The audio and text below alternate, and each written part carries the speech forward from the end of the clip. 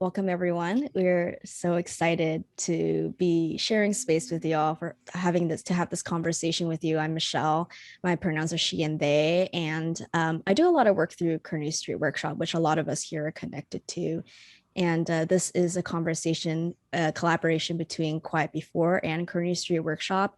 It's a series of moderated panels and conversations called Capturing History Through Conversations. So very excited to be doing this. And just a little more about Dara, Kazumi, and me, and who we are and why we're in this space. Like I said, we do a lot of work through Kearny Street Workshop. We're actually doing a podcast with them called We Won't Move, a living archive. And through that podcast, we talk to Asian Pacific American artists, mostly based in San Francisco, whose stories have really shaped the movements and dreams of the city. And we talk a lot about their kind of approach to art and activism and archival work and kind of the issues that have motivated their work. And we're collaborating with Quiet Before to do this conversation. And Dara, I think you wanted to share a little bit about why this event and who are the amazing people we have here today to talk. I do, yes. Thank you for that intro, Michelle. Hi, everyone. I'm Dara. My pronouns are she, her. And the podcast, We Won't Move, uses the Bay Area, San Francisco, as an entry point to talk about systemic inequalities and the ways in which Asian American artists, activists, and organizers gather, archive, and create pathways to more just futures and presents. Within the political geographies of San Francisco and New York City, this collaboration with Quiet Before explores how our relationship to place and community shape our creative practices or vice versa, and examines the importance of art making and cultural production in the fight for collective liberation. We're super excited to have this panel with all of you in this conversation with Nancy, Bob, and Diane. So starting with Nancy, could we have each of the panelists share their pronouns as well as answer this question? What is your art practice and work in terms of community and place? And I think Michelle's going to drop that question into the chat. Pronouns, let's see. Well, she, I guess. My art practice, let's see. I'm known as a silkscreen artist, doing mostly posters for the community. But in the last 10 years, I've branched off into three-dimensional installation work, most notably large-scale floor mandalas that I have done for various various subjects. Thank you, Nancy. Bob, can you answer the question? What is your art practice and work in terms of community and place? Okay, I guess pronouns, he and him. I've been a photojournalist ever since I left college. I was involved in student protest in Buffalo, New York. And I joined Asian movement in 1971. So I began using my camera as a witness to bear witness what's happening in the greater movement. I found it really fascinating that this is explosion of consciousness, if you will. People were ceasing to use the word Oriental, which was the only word that we had to express who we were. Oh, I'm Oriental. So Asian American was actually a new concept. It was constructed for that specific era. And so I began just basically using my camera as not so much as an artist. I never thought of myself as an artist, but maybe people can extrapolate and say, well, you're an artist too. I wanted to really keep a history of what was happening in the communities and with the anti-war movement. I thought it was really important. And I saw how Asian Americans were linking up with people of color and progressive people of all stripes, basically. And so I just kept that momentum going until I reached the Bay Area. And I saw an explosion again of not only political awareness, but cultural growth. People using their disciplines to create a what they call Asian American art. And at that time, there was really no such thing. There were Chinese American artists and Japanese American artists, or, but they were not, as a group, expressing themes that were particularly Asian American, as an overall concept. So these things, these kind of revolutions were happening in culture, and I found it really interesting. And that's where I was headed. I literally could listen forever. I'm just like so happy we're here. So Diane, would you like to kind of answer the first questions that we have? Yeah, I just want to say I'm so happy to be here. Thanks for putting us in conversation. I use she, her pronouns. I am a professor, multimedia storyteller, and cultural organizer, mostly with the Chinatown Art Brigade, or CAB, as well as with the W.O.W project, based out of Wing on One Co. in Manhattan's Chinatown. And so I see my work, my writing, my teaching largely based in New York City, specifically in Manhattan Chinatown. And it's interesting because I never really saw myself as an artist either, but largely creating works that's in tandem and in response to the issues at hand that are affecting the Asian diaspora community in New York City.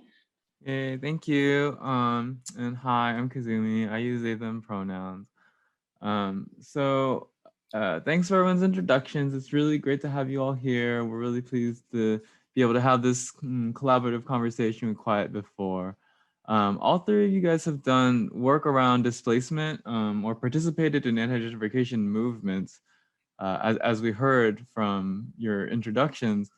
And the first question, I think, to really kick us off is we're really thinking about gentrification and we're really thinking about displacement.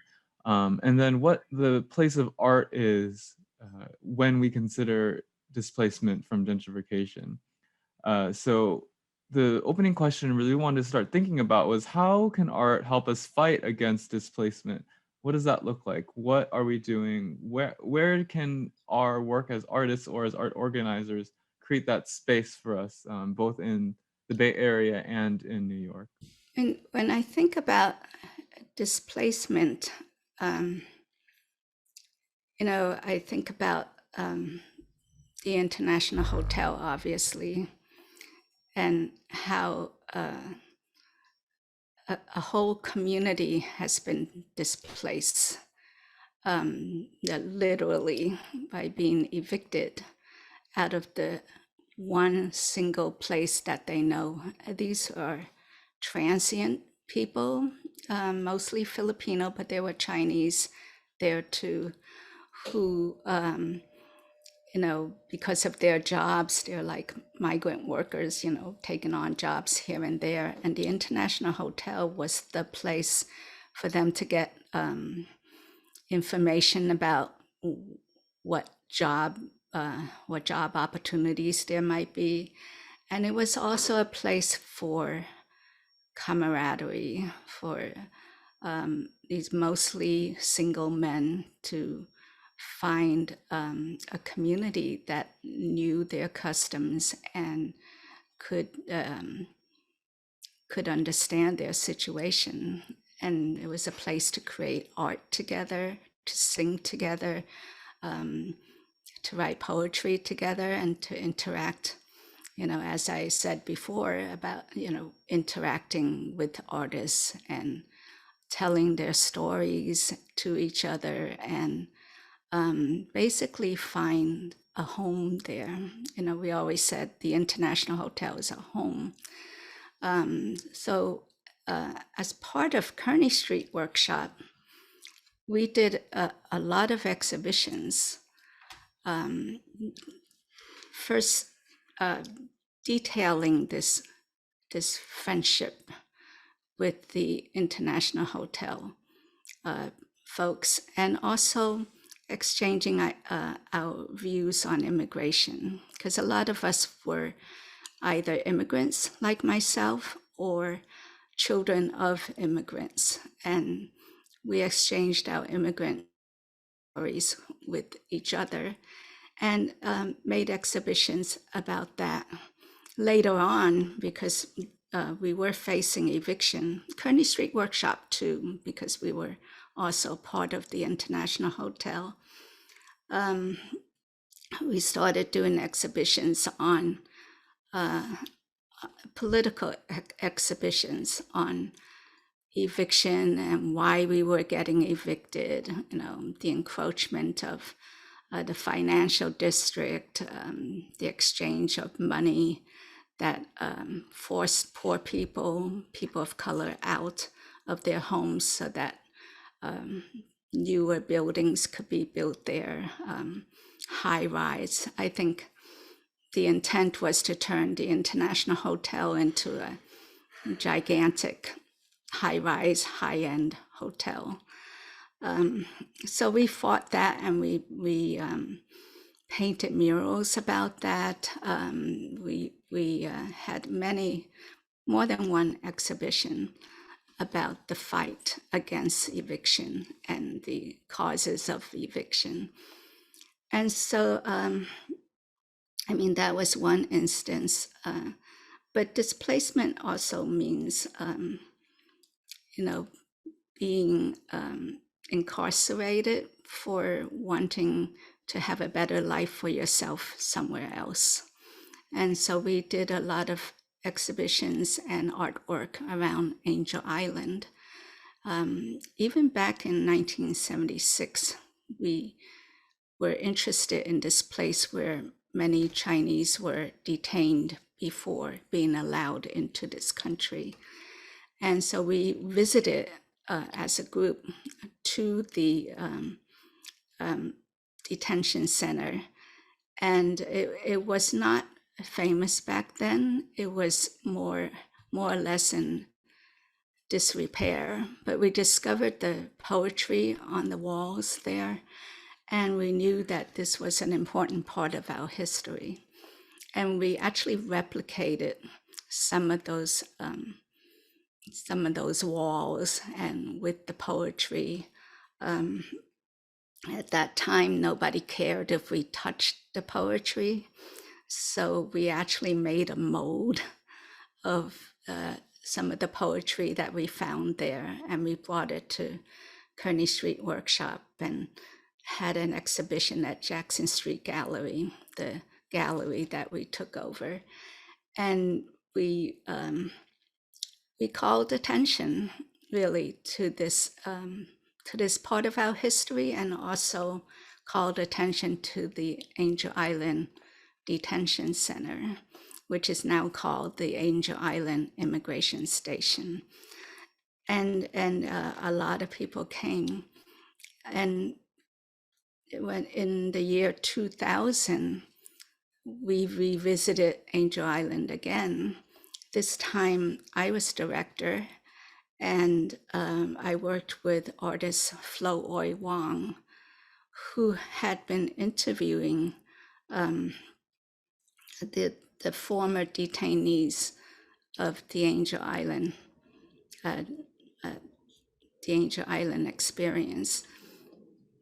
They had not been to the island, back to this place for over 50 years, and yet they still held that shame inside them. So Flo, who speaks Toisanese, got them to reveal their true identities. Because for a lot of Chinese actually, in order to gain entry into America, they had to give a false name, a paper name, and kept that name, but they had their own real name hidden, inside. They kept that hidden inside for over 50 years, but somehow they told it to Flo, who sold American flags on rice sacks, her own version of the American flag, with their real name hidden somewhere inside the flag. And she made 25 of these. And I had the idea of holding it on Angel Island itself. And this is where place comes in, because it was really important to me to get the detainees back there, to be on that island again, and to come to terms with what happened to them, and hopefully bring their children and grandchildren. It was 100 degrees that day, but we did it. It was really difficult because we had to rent a barge. That's how difficult it was. We made several trips there. We couldn't touch the walls because by that time, the Angel Island immigration station was hands off. You know, you couldn't, by that time, everybody realized that this was valuable history and you couldn't touch anything there, you know, let alone put a nail in a wall. So we had to rent everything and put up the show, and you know, with the help of Gordon Chung, an exhibition designer, and many other people, many partners, Asian, Angel Island Immigration Station Foundation helped, and many other Chinese organizations. We did it, and we got over 200 people to come in the heat just to look at the show and also come to terms with Angel Island and that place of shame. So that covers a lot of different ground. And then went to Ellis. Yeah, but that show stands out in my mind as a kind of a running thread with Kearny Street Workshop. We traveled it to, I think, 7 or 8 other places, and we even got it to Ellis Island in New York City. Right before 9/11. Right before 9/11 happened, because we wanted to point out the difference between the 2 points of entry to the United States. And we also wanted people to know, people on the East Coast to know that immigration was different for, the experience was different on both sides of the coast and for different types of people. And so I consider that one of my personal and Kearny Street Workshop's signature exhibitions and projects, which we carried for many years.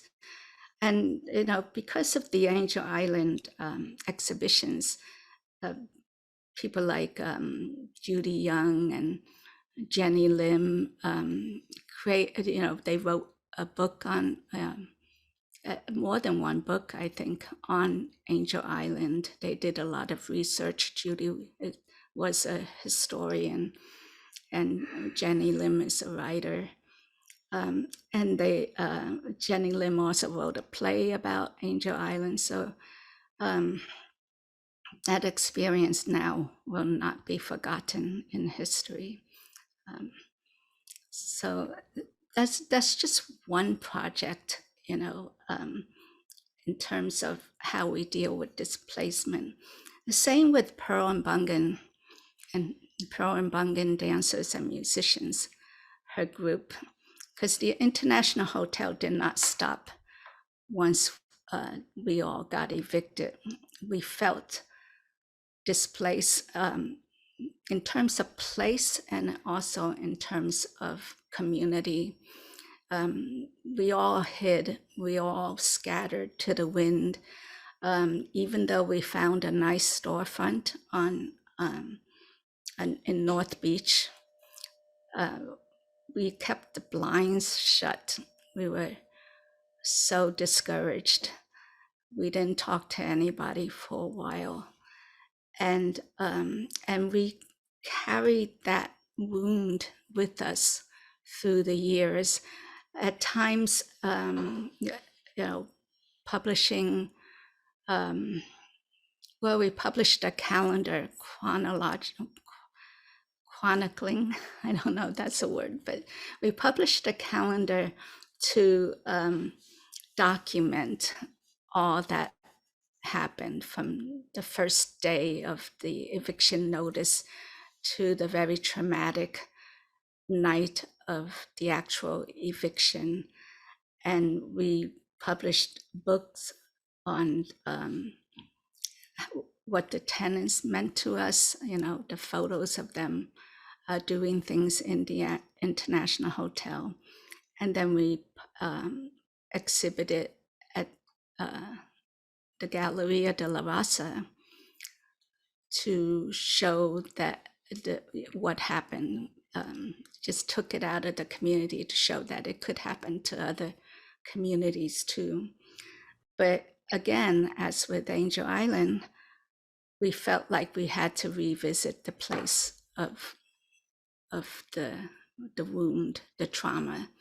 So 20 in the I Hotel's 20th anniversary of eviction, Pearl and Bungan dancers and musicians worked with Kearny Street Workshop to reenact the International Hotel experience on site. The International Hotel, even though it was razed to the ground, we prevented anything, community pressure prevented anything from being built there for over 20 years. In fact, nothing was built there until 2005, when we finally could get a new international hotel for seniors to be built there again. And that's a long story, but at the time of the I Hotel's 20th anniversary, it was still a hole in the ground. And so we held a multidisciplinary dance, theater, experiential project right there in front of the pit. And this is much credit to Pearl and Bungan's vision, but we projected gigantic projections onto the other building, the wall of the other building, because when you raised a hotel, you could see the building that was right next to it. So she had projections up there. She had her dancers actually dance inside the pit of the International Hotel. And she had these little makeshift vignettes, three-dimensional structures where someone would play a senior and tell their story of how they lived at the International Hotel and what happened the night of eviction. At some point, somebody had a bullhorn and said, "The cops are coming, the cops are coming." And then we all yanked the audience onto the quote unquote stage, which was the sidewalk. And we all linked arms to protect the International Hotel. So it was a real reenactment, and of just so people would get a sense of the trauma of that night, and also a sense of what it meant to be displaced. And it was very successful. There was not a dry eye in the place. And we, due to noise restrictions, we had to end at 10. People did not leave till midnight. They just all stood around, the audience and the participants. They all stood around to talk and to remember, and actually to find healing in frankly, just crying and remembering that space. So that's those are two that stand out in my mind as an example of how art can transform and heal and deal with displacement. Thank you for sharing. It's very, very moving, both both of these examples that you shared with us.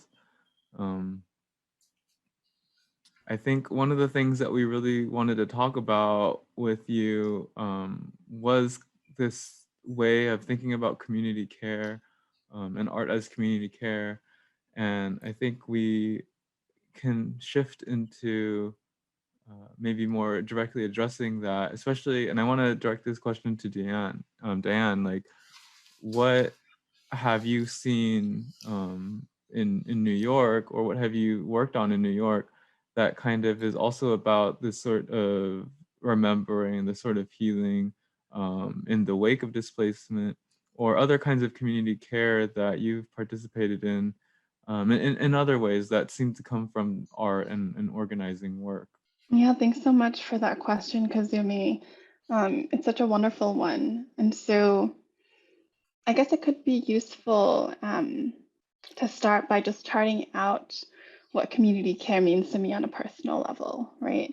When I think about community care, I think about this question of what does it mean to care for each other before it's too late, right? Before we become unwell. And recently I've been heartened by the role of art, right, in widening our imaginations and creating alternate spaces for activation, right, and encouraging new ways of being in relation to each other as well as ourselves. And in the last several months in particular, in the wake of COVID, right, the art that I've seen emerge has been deeply intertwined and connected to collective organizing as well as mutual aid efforts, right? I'm thinking specifically of the flyers created for childcare collectives, the posters made for neighborhood tenants unions or worker funds, DIY toolkits, right, on created for aid, specifically for vulnerable communities, those who are immunocompromised, undocumented, or unhoused. And so I'm thinking about how so much of this artistic production has been led also by women, by non-binary, queer, trans youth, right, by those who are most impacted by the after effects of this moment. And I think in important ways, we must acknowledge the fact that art in this way has literally filled the void of an inadequate response by our local, state, and federal governments, right? But I think at the same time, it's important to recognize that art doesn't always have to be so reactive, right? I think in important ways, art allows us to bend time, to recognize that there's a need for slower movement, especially in these moments, right? And I think this is something that's so important, right? This need, this reminder to move slower, right? So that we can continue to do this work together, so that we don't get sick, so that our bodies don't break, so that we don't burn out along the way. And I love the way that art makes us feel this way, right? To slow down, even in the most dire moments, right? I think it imbues this important sense of rest and restoration in our lives in ways that other practices just don't, right? I'm happy to talk about some of the projects that I've been working on that seems to imbue this kind of ethics of care. Yeah, what have you been working on? So yeah, I mean, I've been thinking a lot about,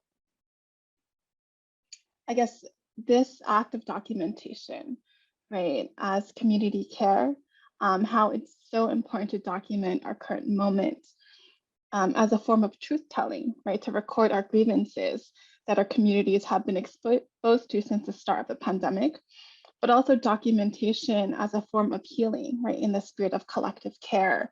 And so I think an example is right after lockdown was implemented in March in New York City last year, a group of academics, activists, artists, archivists, including myself, came together to discuss the possibilities of creating a public memory project that could document the complex experiences that Asian Americans were facing, right, in the wake of the pandemic. And so that's how the Asian Pacific American Voices, or APA Voices, a COVID-19 public memory project came to be. And it's in collaboration with Lena Z, Tamia Arai, Vivian Trung, and the APA Institute at NYU. And so in many ways, I think this project has been a radical rethinking of what community care can look like, right? And a radical rethinking of the archive specifically as an activist practice. And so since the project was started, we've collected over 50 Zoom oral history interviews conducted with sex work advocates, tenants fighting evictions, poets, nail salon workers, nurses, mutual aid collectives, food pantry workers, activists. We've also collected digital artifacts that include zines on community care, resources for mutual aid, photos of murals right in Oakland around anti-Asian violence.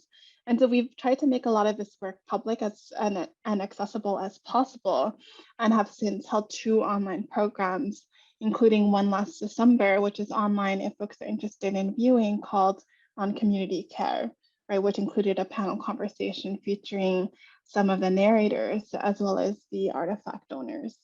Thank you so much for sharing more about this. I'm just like thinking about everything that's come up, and I love how even as we're talking about how the role art has, and specifically like fighting against displacement, or like thinking about how we care for each other during a pandemic. I feel like we're talking a lot already about documenting, and that's something that we've been thinking a lot in terms of the importance of artwork, art making, and also like archiving and documenting. Like Diane, you said something around like documenting as healing as part of collective care, and collecting artifacts, telling the stories at this time. Nancy, like documenting to ensure that we tell the narratives. That we have that both like the chronology of events of what happened at International Hotel, but you also mentioned specifically like the stories of friendship, right? Like making sure that we have those narratives that exist too. And Bob, when I think about your work, I think a lot about like the caring and tending of photographs of capturing these moments and making sure that we care for these stories. I think I see in the chat that Kazumi, that Dara wanted to say something too. So I don't know, Dara, you want to chime in? Yeah, I wanted to talk a little bit about how there seems to be this uniting like thread of placekeeping, right? Like oftentimes we talk about placemaking. How do we bring forward the people who live here, who exist and thrive here? But placekeeping is about how do we tend and take care of those people, right? And so much of the conversation so far is just very much about like, how do artists care for people? How do artists respond to the needs of our communities in ways that are rooted in love, right? And I always talk about love. I don't know, it just comes up all the time, but you know, I think that the reason why we do this work is because we have such a deep love and care for the people that exist and thrive here, right? Before the conversation, I think earlier in the conversation, before Diane, I think you hopped on, I asked Nancy and Bob what the community surrounding the iHotel looked like. And, you know, they started talking about the people who lived there and the ways that they held each other. And I think that, you know, that's coming forward right now, is that art is a way for us to be held and to be held so intimately. I know what you mean by love, because to me, you know, even protest is a form of love, because we wouldn't protest unless we love something so dear that the threat of having it taken away makes us protest that act. So I always say protest is pro-love. And in that case, no matter whether we are celebrating community or, you know, trying to heal a community or protesting an injustice, it's all love for the community. Yeah, thanks for sharing. Yeah, I think maybe something that I'm thinking about in terms of Bob with your work is we have all these stories, and I think you've been there in many ways doing this work that Diane is speaking of, with documenting as a kind of healing or documenting as a kind of community care. And I was wondering, is there a moment for you that you feel like you're like, oh, like this is why I do what I do. Like this is why I'm documenting this. When like, what do you feel like is like the most important, you know, moment for you in your long career of doing this documentation work? Well, making photographs or making pictures is really an interesting process. I started doing photojournalism in basically all white community, which was the university. Back in the late 60s, there were hardly any Asian Americans that I knew of at school because the Immigration Act had just passed in 65. So that rush of people from Asia hadn't really occurred in mass quantities. So I felt like I was a minority of a minority, like, you know, there just weren't many people who looked like me. So then when I came to New York, I was amazed that all these, you know, Asians were organizing. And essentially, to me, what they were doing is like shedding the identity of other, because we were all others basically in the eyes of the dominant culture, and that was a very, very pivotal point in many people's lives in the early 70s. When Grain of Sand came out and Chris and Joanne sang about there's something about me today, those lyrics really hit hard for a lot of people. Because for the first time, you know, taking the lyrics in context, they were really seeing themselves not in a white context, but in the context of their own people or their own aggregate of Asian people. And that was kind of really revolutionary. So getting back to like photographs, photographs for me, when I look at my own photographs, say of the community or the artists, whatnot, it gives me time to reflect on what I'm taking a picture of. Because I've always maintained that one doesn't really know what you're taking a picture of until you actually see the product from the camera as it develops in the darkroom. And you see this picture that you made, and it becomes something totally different than from when you actually shot it or, you know, press the shutter, and then there's the latency. Of course, now there's no latency. It just just comes out on everybody's phone.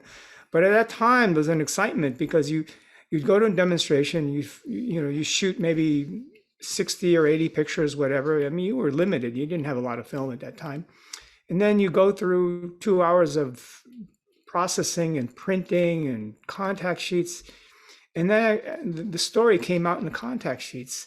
That was the most magical part of the whole process of photography. It's like you have a narrative of that moment in sequence. And it was, for me, it was just really fascinating. And then, of course, the editing process, blowing them up and cropping them and whatever, it was all part of that whole magic that most photographers talk about in other, you know, situations.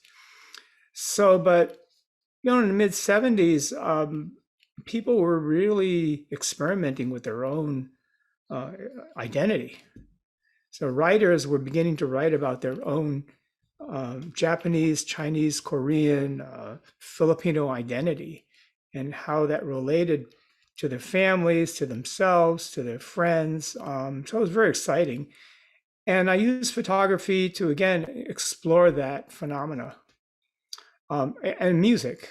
Asian American music was just beginning to get their feet wet, basically. You know, in the mid 70s, you had the Asian American Jazz Festival.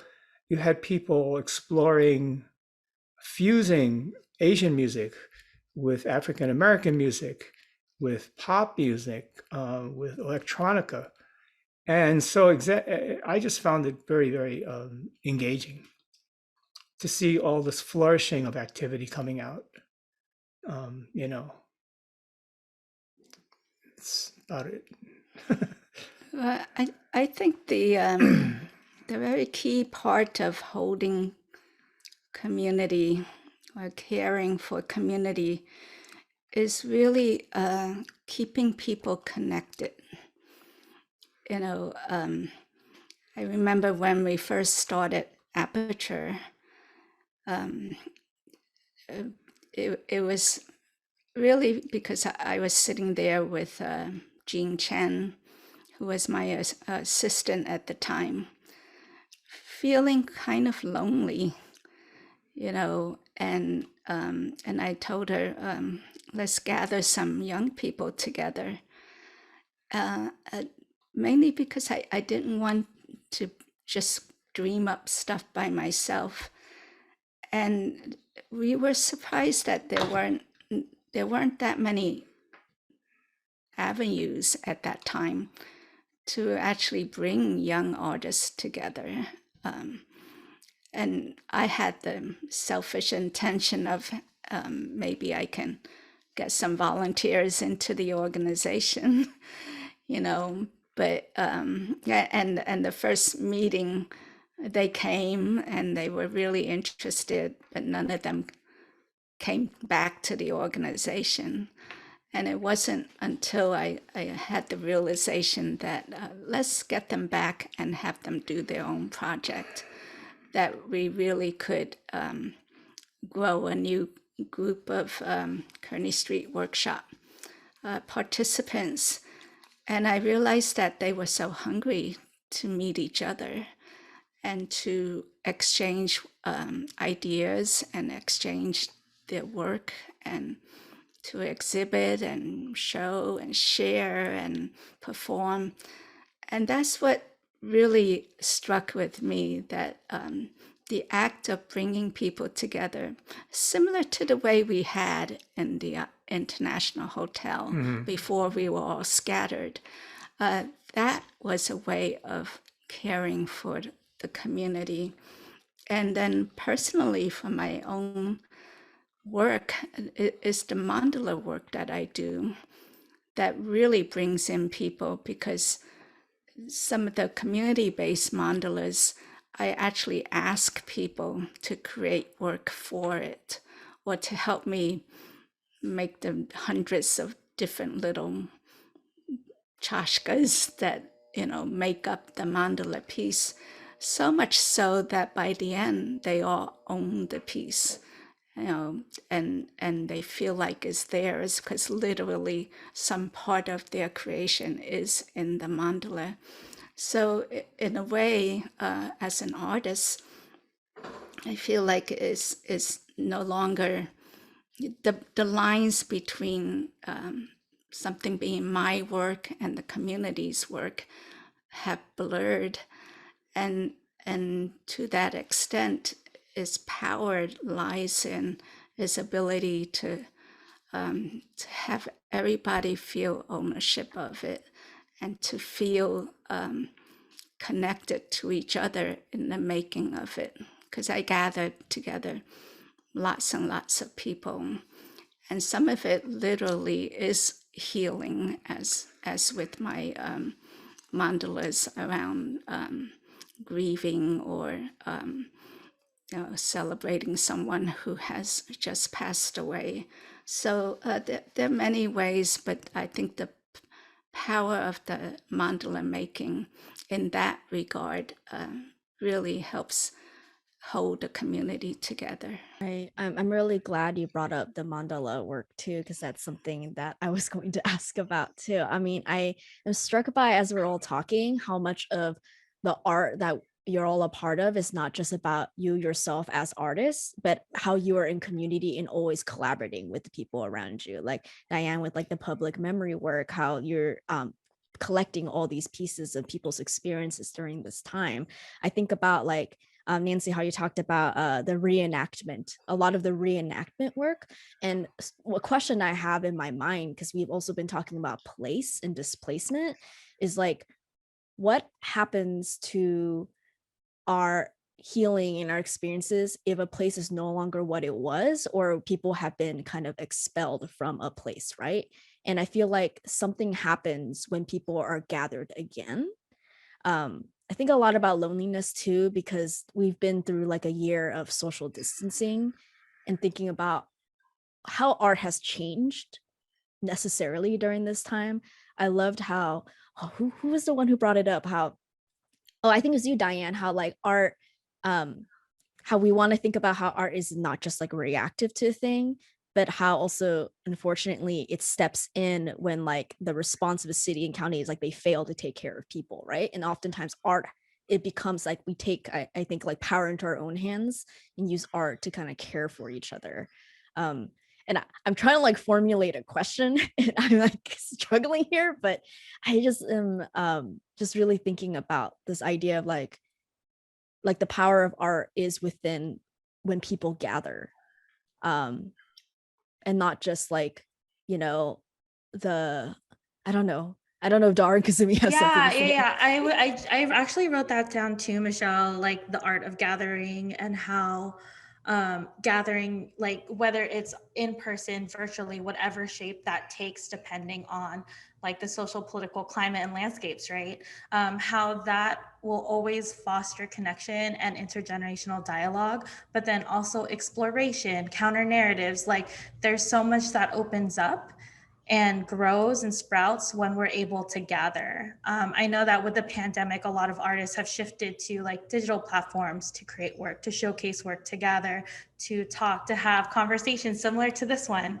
right? And how that, like, because we've been able to leverage technology a bit more and explore different pathways towards connection, that we're able to gather coast to coast, right? Like us in the Bay Area, or, you know, I'm currently in Los Angeles right now and in the East Coast, right? And like connecting in ways that might never have happened before. Also thinking about how I've just been thinking so much more about like intergenerational connection, right? Like, how do we connect with elders in our community who also have a history of a place, and how do we connect with youth and younger folks, and also like challenge this idea that art exists as silos but can actually break open into community. I know for myself, when I started, you know, within the arts, it felt really lonely, right? And it wasn't until I started building connections with community did I find a place for myself. And I think that's something that a lot of people can relate to. I just want to add one item.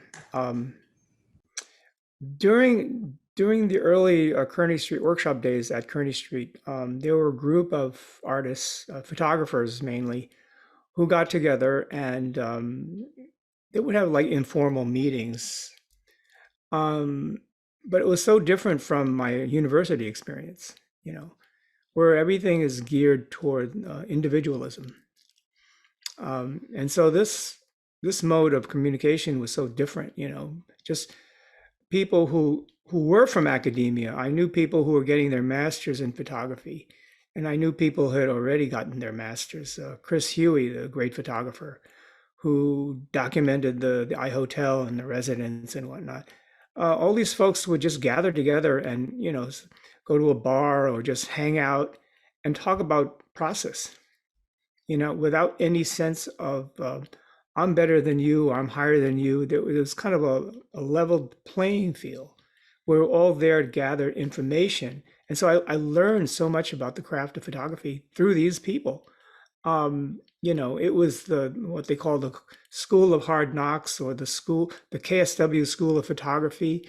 Nobody really knows about it, but it was pretty amazing. Like I said, there was no competition and there was no sense of hoarding information, you know, as people in academia tend to do. And so it was very liberating. And I found that probably in other spheres of art, like in taiko or in music groups, there's that same sense of sharing technique and of community spirit and creating something that's larger than oneself, but not neglecting the self. It's just also encompassing something that's greater. So that was very, very appealing. And I don't know. I guess I'm kind of out of it now. I'm not really engaged with folks right now. I don't know if that's happening now, or maybe it is, say, in New York, Diane, you know, with the Art Brigade. I think they have that same kind of community spirit because we know Tomiya, and certainly she embodies those principles that we learned back then. Yes, but even so, it's not like we're totally alone. Even in this pandemic, we are part of some art groups via Zoom, and we are part of a movie night Yeah. that is now, since we're all vaccinated, we all meet in person now. But we were meeting in Zoom throughout. I feel like we didn't really miss a beat with the pandemic. Luckily, we have the privilege of having computers and Zoom technology. And I had to redefine my sense of community and what connection meant when the pandemic happened.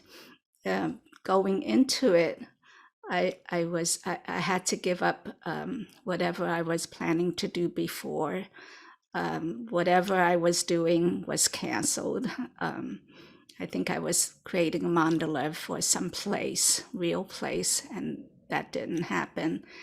And so I was floundering for a while, and then I thought, well, I'm going to do a small mandala that I can manage, take a photograph of it, and post it on social media. And I started doing this prayer mandala for the people who were dying of COVID. And, you know, because it's small, I could fit 15 names. But then I had the idea, because I'm a community artist, I always have to have some connection with the community. I had the idea of having people on Facebook give me names of people they know. So it's called the Perpetual Prayer Mandala. It's called the Open Heart Prayer Mandala. And every week or so, I ask for names of people. Now it's expanded to anyone who has died. And people would give me names because there's always somebody dying in our community. And I would put them in the mandala that I created. And then I would say prayers. Because I'm a Buddhist, I would say prayers all week long and then change the names again. And so I was able, in a way, to keep that connection with people. And some people I know on Facebook, some people, I don't know how they got to be my Facebook friends, but I don't really know them. But they have been giving me names, and I honor those names. And in the past, we would have gotten together at a gallery or even at a Buddhist center, and I would have led a workshop and had people create stuff to honor their beloved deceased. But now I do it alone, but not alone, because I'm holding the community and their grief through my prayers with these names. So that's one way I'm connected. The other way is I'm part of large groups of community people via Zoom again, where they can be from Nepal, or Australia. They can be from all over the world.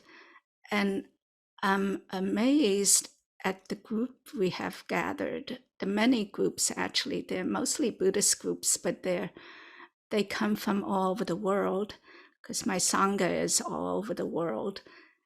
And I think, what a blessing, because I would never have been able to take a class in New York or to be part of this ceremony that takes place in Germany were it not for the pandemic, were it not for this particular situation that has us all virtually connected. So virtual connection, although I'm not really a techie, and I would never ever think of virtual connection, but now I'm embracing it as another more expansive way to connect, and also more instantaneous way to connect, because it's instantaneous. I don't have to travel a show and all the expense of that just to connect to somebody from another part of the country or from another part of the world.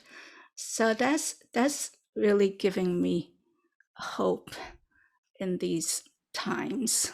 Yeah, it's much different than in the 70s when you're driving from one coast to the other, spreading the news of what's going on in New York or Chicago, versus just being able to log on and be like, oh, hey, hello from the Bay to someone all the way Yes. across the world.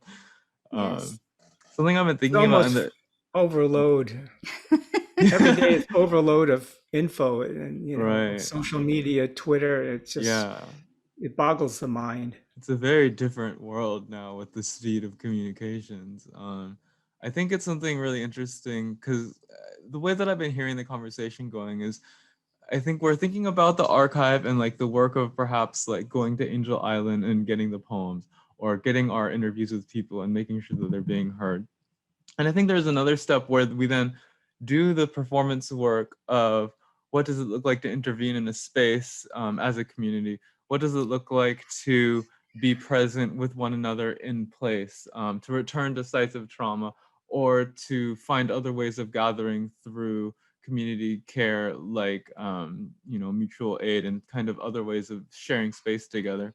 But I think in the middle, I think there is still something to be said, and we haven't really talked too much about it, which is like the aesthetic work itself of art, the kind of transformation of our archives into a performance, the thought process of like, I'm going to make, for example, a rice sack into a flag and hide a name in it, right? That part I think is really important. And I think maybe as artists, we just kind of take it for granted that, well, of course we're going to do the art part. But I kind of want to focus more on that. And maybe I'm interested in, Diane, if you could tell us about how in the projects that you're working on, we get from the archive into a kind of art practice. What is that art practice that we can then share with people? And how have you been seeing that emerging, especially in terms of like, have you seen new things happening like from the pandemic on, from Black Lives Matter in last June on? Is it changing at all, or just what have you been witnessing in your space? Yeah, I think the work does look different now, right? In a way that I'm excited about. I think, so specifically thinking about what's unfolding in New York, I've been really inspired by the youth-led work coming out of Manhattan's Chinatown specifically, and out of the W.O.W project. And so I mentioned this a little bit earlier before, but the W.O.W project is a community-based initiative that uses arts activism, right, to combat displacement. And we do a lot of public-facing work. There are a lot of public programs, but it's really just a long process of internal small-scale conversations that I find so immensely important about this work. And so a little bit more about the W.O.W project. It's based out of Wing and Wong Co., right, which is the oldest operating store in Manhattan's Chinatown, located at 26 Mott Street. And it's actually an interesting story. So I co-founded the W.O.W project back in 2016 with Mei Lam, who is now the 5th generation store owner of the porcelain store, right? And when I first interviewed Mei for my own research project in 2016, her family was about to sell the red brick building that had been in the neighborhood since the 1890s. And so after I interviewed her, I asked Mei, do you want to come on some of the other interviews with me that I'll be conducting with tenants, activists, artists, organizers in the neighborhood? And so she sat through dozens of other interviews with me, and from those conversations sort of grew the W.O.W project, right? It's this backstory of everything that came to be before what you often see as public facing that is so immensely important. And so in the last 5 years, right, the W.O.W project has really become a home for queer, trans, non-binary, Asian American youth in New York City, right? And we've curated a series of free public programs, established an Asian American storefront artist in residency. One of my favorite programs coming out of the W.O.W project is called Resist, Recycle, Regenerate. And it's essentially a year-long youth program that brings neighborhood women and non-binary youth together to share narratives of displacement, of gentrification, and community abundance, right, through the traditional practice of paper making. And so during the annual Lunar New Year parade, I'm sure, you know, as you've seen, there's a lot of confetti that's on the ground, just tossed on the ground. And so the vision of this program is to essentially, the fellows would gather large bags of discarded confetti paper during the Lunar New Year parade. And then the confetti paper is recycled back into the community by transforming the confetti shreds into pulp and then handmade paper, right? And then the confetti paper that's made is used for zine making workshops that pulls and remixes past issues of Bridge magazine, right? A now defunct Chinatown-based Asian American activist magazine in the 70s that came out of the basement workshop. And so it's these spaces that are really exciting to me, these intergenerational spaces of possibility, of activation, that's largely led by youth, right? It's these small scale conversations that are happening in store basements and storefronts that, you know, I think we're not taking for granted anymore because we know how valuable these spaces are to movement work. Wow, I really love that project. Thanks for sharing. Yeah, I think, let's see. Michelle, did you want to know? Okay, never mind. Because I was just interested in, you know, I really appreciate the sharing of the project, right? Because I think there's really like, we love talking about the bringing together, but at the core of it really is like, here is this work of taking that which is introduced to the community in some way and holding on to it and making it real in a way. And there's something so vital about the difference between a conversation where we come together and we share our stories directly versus a conversation where we work on something together, where we take paper and we reshape it and we make it useful in a way that it was not before, right? And it always had like that potential usefulness when it existed, and it had a different usefulness in its original instance.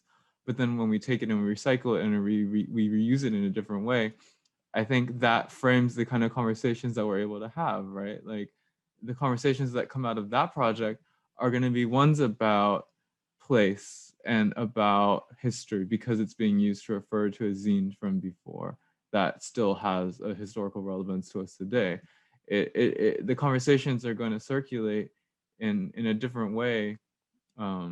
If we go to Angel Island and we get, you know, the poems from the walls, right? That's a different conversation than if we just sit around and we talk about poetry.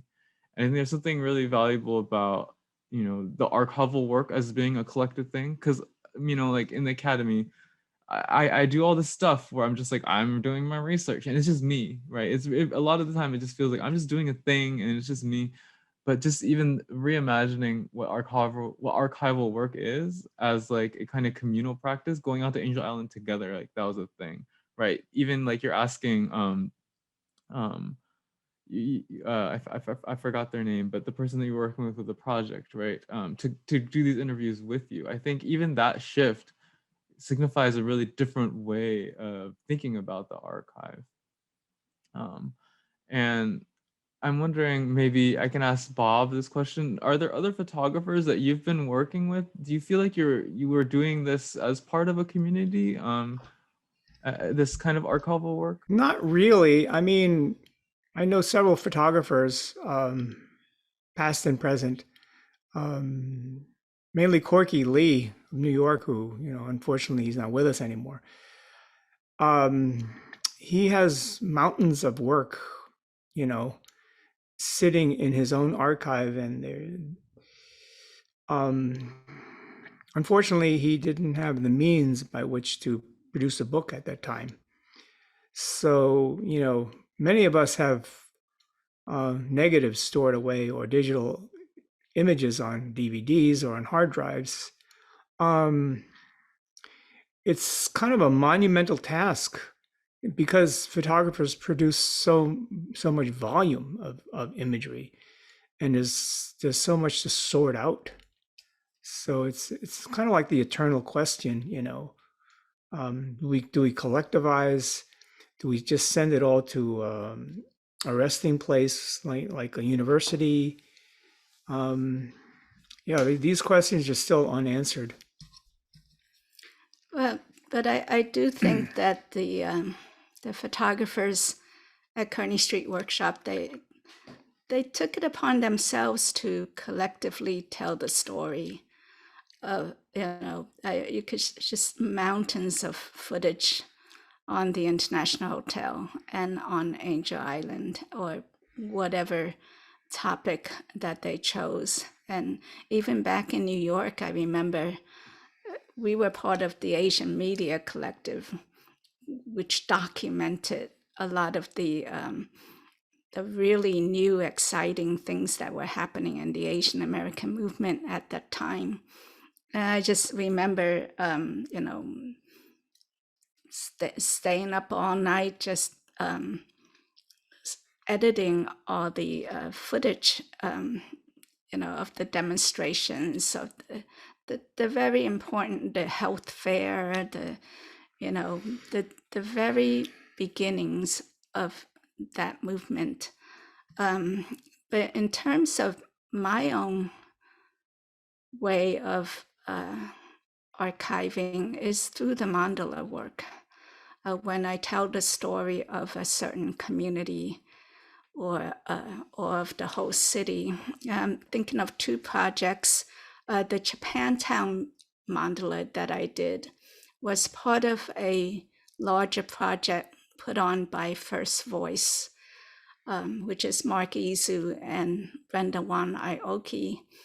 And they had 8 interns work with us on a multimedia show. We took over an empty store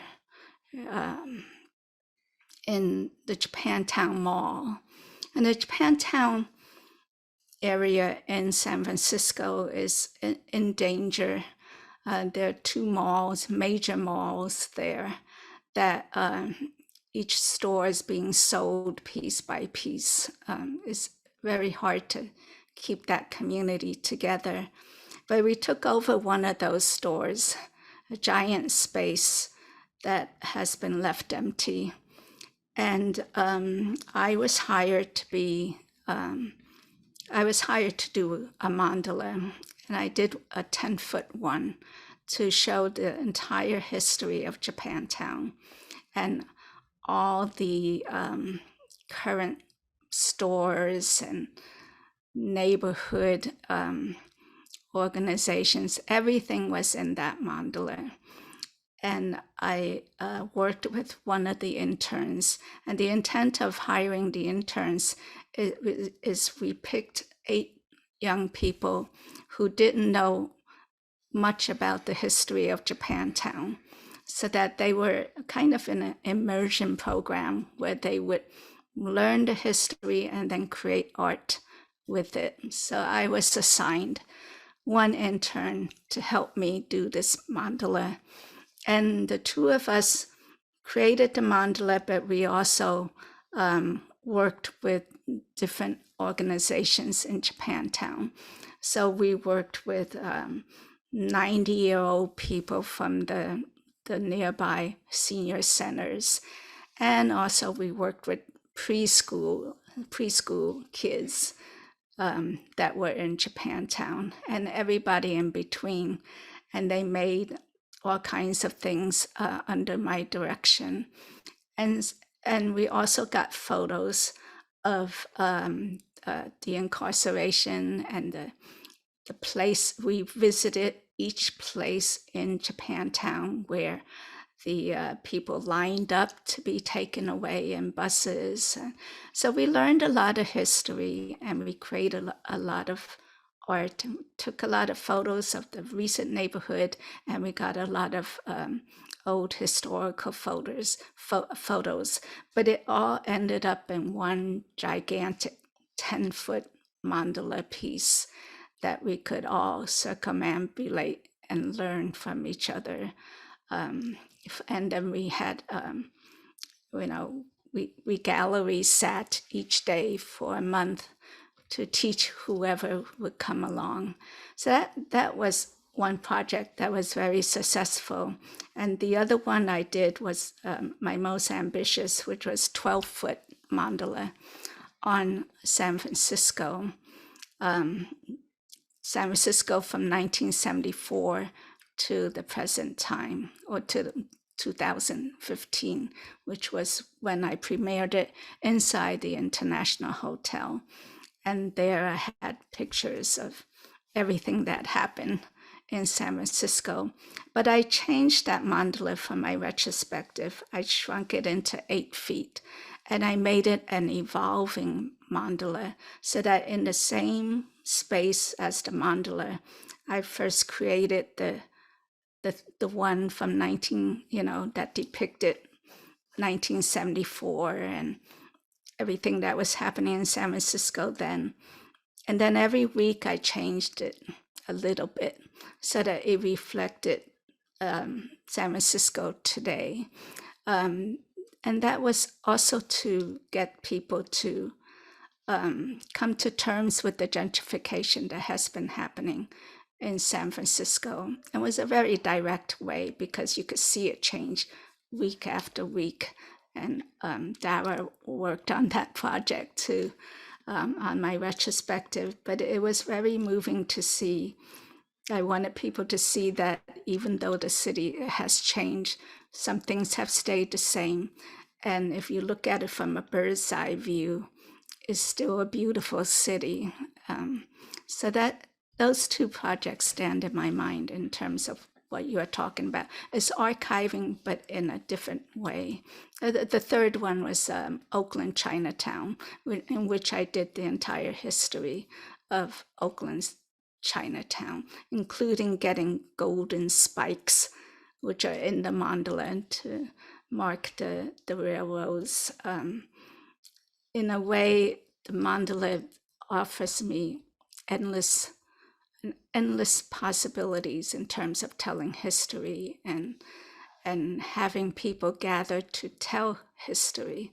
Because with the Oakland Chinatown mandala, we also had a historian, Bill Wong, who gave several slideshows on the actual history of the Oakland mandala.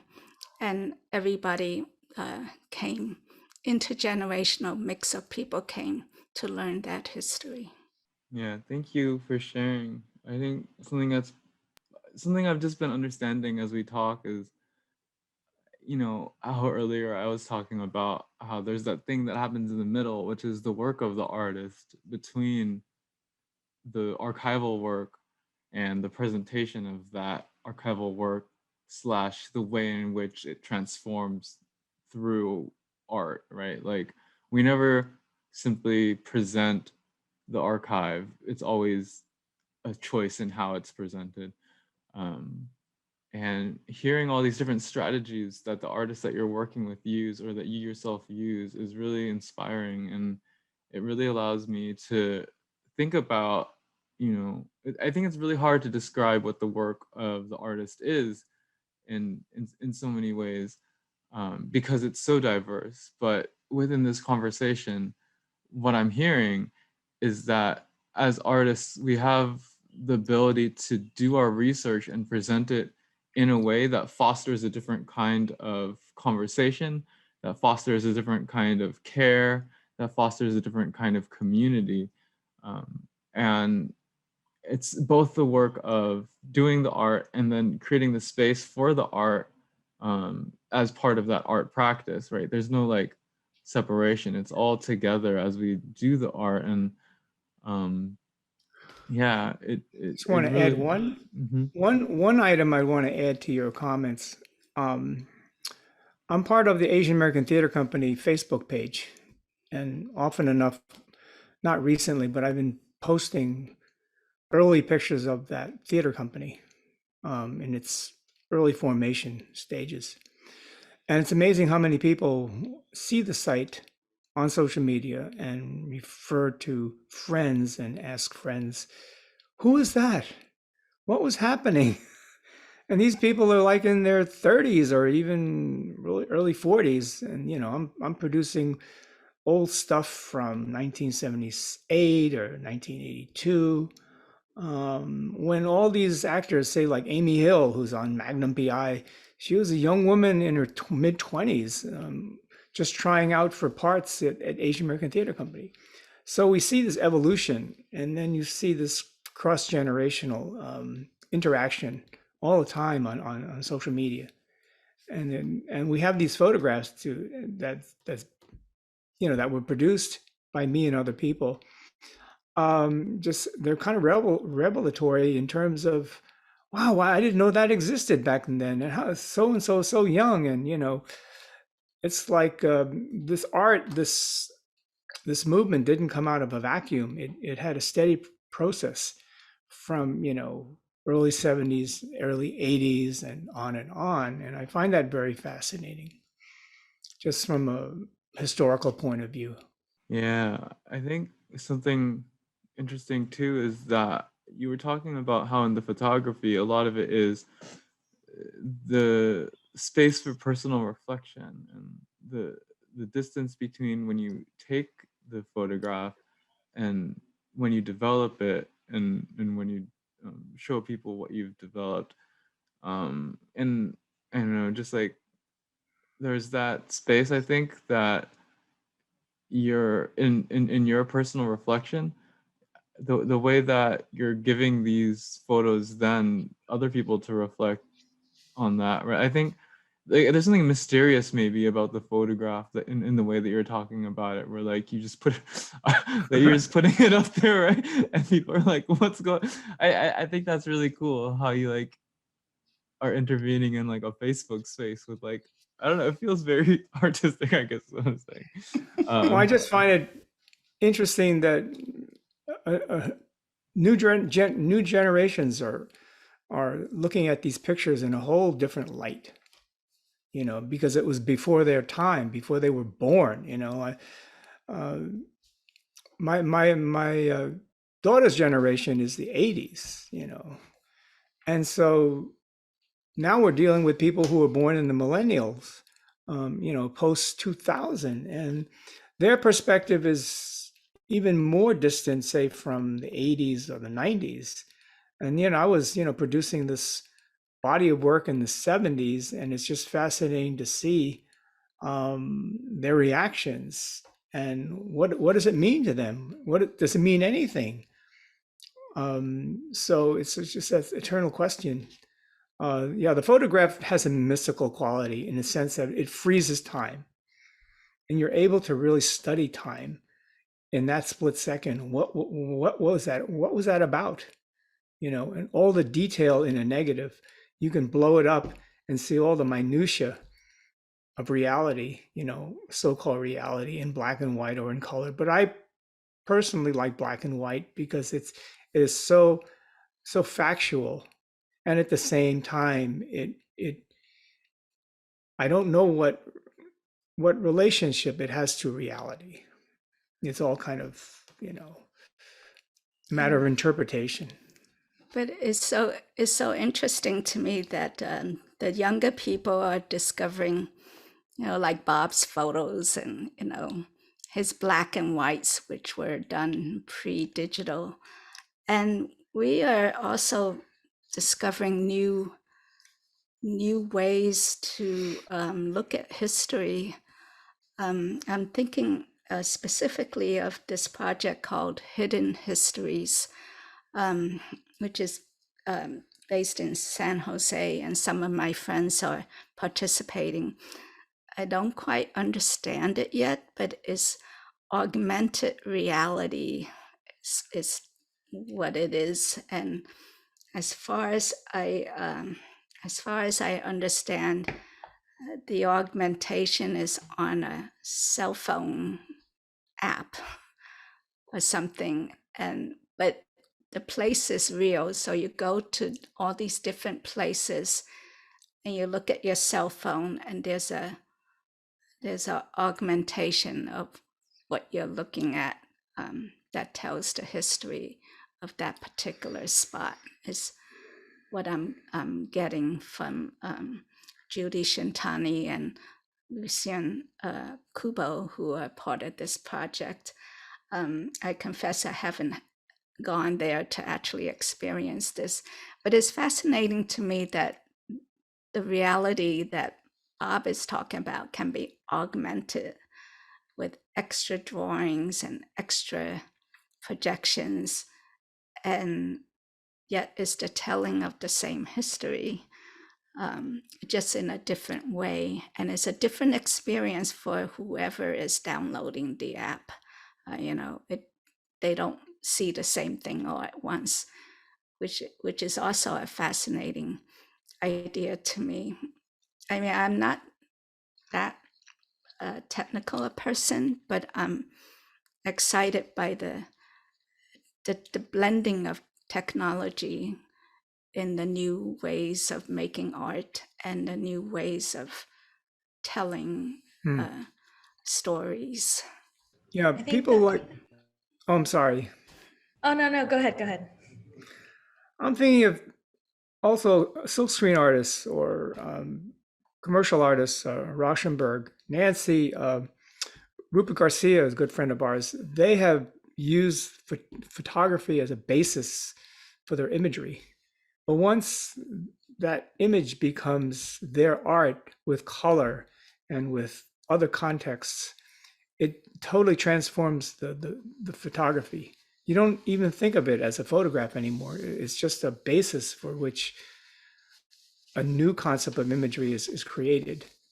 And I always found that really fascinating. I never really liked my images turned into silk screens or whatever reproduction there was. But after I looked at them, I said, well, that's pretty interesting. It's really fascinating how they transform this photographic image into something that's actually greater.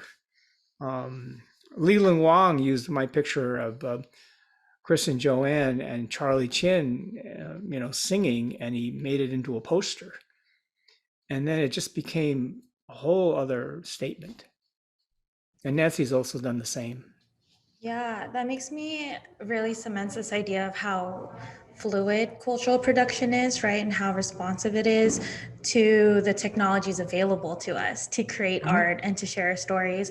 And as you talk about the collaboration part of it, where you take a photo and it turns into a screen print or it becomes a piece of music, I think of how art and cultural production allows us to not just document and archive this moment, but to also be in conversation with past, presents, and futures.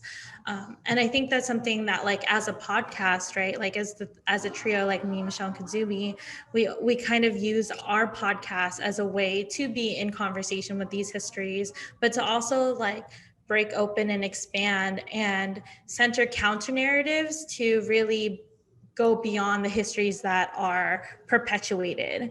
And I think of how art, cultural production is very much part of that counter storytelling. Yeah, recently I saw some images of very, very large projections. You maybe seen it on Facebook already. Huge projections on a building, and all dealing with stopping Asian hate. Is that at Grace Cathedral? Yeah. That was That's pretty great. amazing. I was really impressed by that. Just the scope and the vision. Yeah, it's a beautiful project.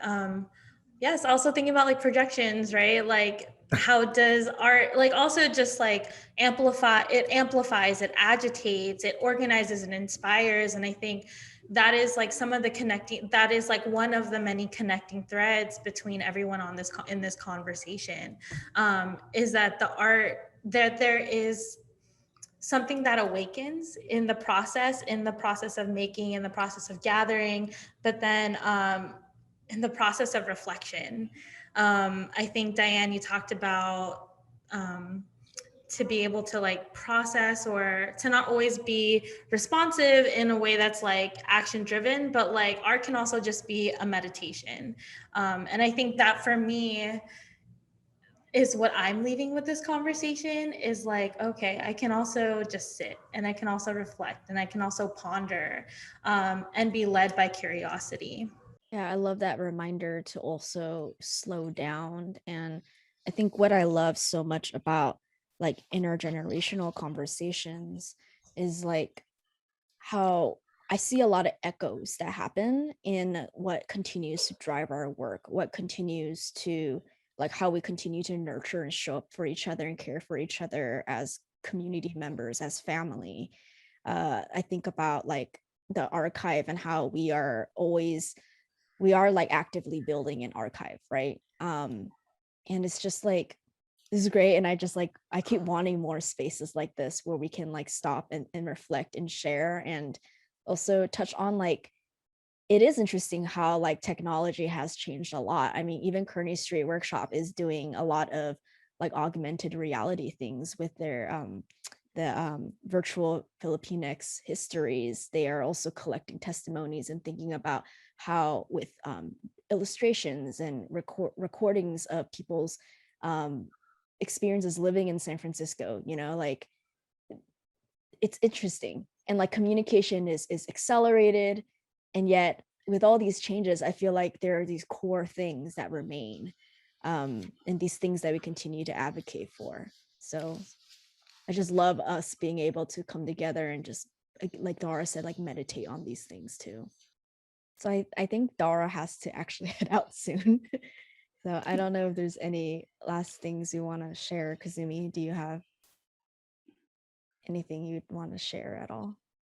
I saw Diane was unmuted earlier, and I was just wondering what you wanted to, if you wanted to share anything at that moment. I was curious. No, I'm just sitting with so much. And I think especially with Bob, what you said earlier about how your photographs have just taken another life of their own. And I think that happens so often with this kind of artistic production, material production, cultural work, right? Sometimes when you put it out in the world, at a certain point, it no longer is yours, right? Mhm. And just thinking about the different formations it takes on and new lives, right? It's in ways that were unimaginable when your work was first starting out. And so I'm just thinking about, even with the Resist, Recycle, Regenerate project, how it's also taken a life of its own afterwards. So now there's a new program that's called Bridging Futures. And it's an intergenerational archiving project that connects Chinatown movement elders, right, from the 70s with a younger cohort, high schoolers in New York City, drawing lessons from Bridge Magazine, right, to speak to contemporary issues around policing, abolition, sex work, decriminalization, right? And I think of this work to be so critical, and how it really ruptures the way we're thinking about the archives as not only being housed in institutions like the university or museum, but as something that we're doing, right, in our daily lives on an everyday basis. Um, so it's a lot to think about. I really hope that there are more spaces like this as well. Thank you all for this conversation. I am receiving a word from Dara that she actually needs to head out pretty soon, but I really appreciate, everyone's contributions to this conversation. And yeah, like hearing what you're saying, Dan, about the archive, we really value um, all of your work, you and Nancy and Bob, with in terms of how we can create a new archive for ourselves. How do we not allow the institutions to dominate that? And I think, Bob, you were talking about, just even right now thinking about what do we even do with all these photographs? Like, do we work with universities? Do we find other ways of um, doing this kind of work? And I think that's the question we can end on, is like, what's the work that we can do, to to move forward now with these different ways of being together, different ways of recording together, remembering, experiencing together, intergenerationally from one coast to another. A lot of With these individual technologies. choices. Yeah. Mm. I mean, I've heard some people getting large sums of money for their archives, their papers and whatnot. So I'm somewhat ambivalent in terms of, is my work part of a commodified product that goes off somewhere and I get an exchange of cash for, or do I just let somebody have it, so that it can be used, for reference, for history, for future generations? I would tend to be, the latter than the former. I mean, I don't need the money per se, all the stuff, right? Negatives and digital files. I mean, I don't need it. So the question is, where does it go? Where can it be reposited so that future generations can access to it, have it scanned, or the University of California, Santa Barbara had offered to take it off my hands, but I never really, it was my own, holding back. I just felt I was too young to let it go. And I like engineering my own images. I don't like other people taking it in this, but now I'm older. I'm thinking, well, maybe it's the best thing to do. They have the resources and they have the people power to take the work and create a concrete archive, as it were. So these are questions that are still, in progress. It's the best way I can put it. I feel like it's such a complicated question, right? Because on the one hand, there are folks who are professionally trained to deal with records and record keeping. Right. At the same time, right, archives and records never exist in a vacuum like they often do in institutions, right? In universities, it's about a collective process of remembering or forgetting. And so for me, this kind of record keeping work has really been about truth seeking, about being in contradiction, being in negotiation and vulnerability, and in a commitment to uncover not only how the past is remembered, but who gets to remember and what remembering looks like. And how do we care for these stories, right? These sounds, images, and silences. And I think what's important to say is that there's no right way to do this kind of record keeping archival work, right? This is never something I was ever trained in. But in my heart, I knew that museums were not the only spaces and only sites in the construction of collective memory, and that folks in our communities have long been doing this kind of remembrance work, right? And so I think it's really important to recognize the alternate spaces, like in your homes, in which records do exist and live on, and just the different formations they might take, right? Art installations, public testimonies, public protests, memorials. And so I think in many ways, right, for me, why I do this kind of archiving work is to bend time, right? It's to bring the past closer to the present in ways that I feel like I can move, but refuse to move on, if that makes sense, right? To be in this kind of liminal contradictory space. Right. Of course. I love that so much. And again, like thank you for that grounding and reminding. I feel like it's like something we need to like reground ourselves in and like assure like this is we're doing that. Like I feel like so many of us in here are doing that work too. And as like Dara, Kazumi, me as like co-hosting like creators of the We Won't Move podcast, we hope to that like the podcast serves as kind of this alternative archive, as this place where we can collect stories and make sure, like as you say, like kind of document like what are we choosing to remember for ourselves and also to forget, and like this whole we see this very much as the process of art making and community as well. I think with that, I mean, I love how this is at once like an ending to a conversation, but an opening. I feel like solidified in this, like that there will be many more conversations to come across the cities we live in. And it's been really wonderful gathering together for this collaboration between KSW, Kearny Street Workshop, and quite before between these two coasts for this conversation, for capturing history through conversation. So I really want to thank everyone so much for their time, Nancy and Bob and Diane. It's been really amazing hearing kind of your reflections on all these questions that we continue to sit with. Yeah, I don't know if Kazumi, Dara, if you have any last words or anything before we sign off, or, Nancy, Bob, Diane, if there's any last words before we sign off. Um, Oh, just just to thank you for this opportunity, and also that of all the archival ways, the first voice is really important. So the interviews with the people who have been there are the most important, because otherwise you'll just look at something, some object, and what somebody has written about it. But that's why we're trying to write down our histories too, because of that. But this is a great. I don't know how many you've done of these, but this is a great start, and hopefully you'll do many, many more. Thank you. Yeah, we always have to center the people and their experiences you. first. Thank you.